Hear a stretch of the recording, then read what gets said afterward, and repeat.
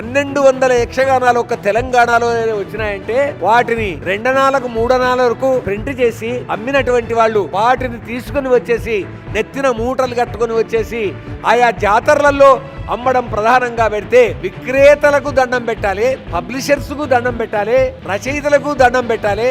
ఒక రచయిత రాసినటువంటి ఒక యక్షగానం తీసుకొని వచ్చేసి దానిని సరిచేయమని పరిష్కర్తకిస్తే పరిష్కర్త సరిచేస్తే ఆ పరిష్కర్తకు ఒక సెల్లా గప్పి ₹1 చేతులు పెట్టి దండం పెట్టిపోయేవాడంటండి. అంటే పరిష్కరణ మొత్తం చేస్తే అది ప్రింట్ కు కూడా తానే ఇస్తే చర్యల బాగయ్య గారికి ఆయన చిదానంద యోగి బిరుదాంచితులు, వైశ్యరత్న బిరుదాంచితులైనటువంటి చర్యల బాగయ్య తెలంగాణ యక్షగాన పితామహుడుగా మనం డిక్లేర్ చేసుకున్నామండి ఆయన్ని. కాబట్టి అంత గొప్ప తత్వవేత్త అయినటువంటి ఆయన రద్దే రజాకరి, జుల్మే రజాకరి అనే ఈ 2 గ్రంథాలను రాస్తే ఆనాటి ప్రభువు ఈ రెండింటిని నిషేధించాడండి. The first war of independence అనేటటువంటి గ్రంథాన్ని స్వాతంత్ర వీర సావర్కర్ రాస్తే ఆ గ్రంథాన్ని తెచ్చిపెట్టి హైదరాబాద్ లోని హాస్టల్లో పెడితే ఆ హాస్టల్ ను మూసేయించేటటువంటి విధంగా చేశాడు ఆనాటి ప్రభువు రాజు. అంతేకాదు ఆ గ్రంథాన్ని తన సంస్థానంలో ఉండకుండా నిషేధించాడండి. The first war of independence అనేటటువంటి స్వాతంత్ర వీర సావర్కర్ రాసినటువంటి గ్రంథాన్ని.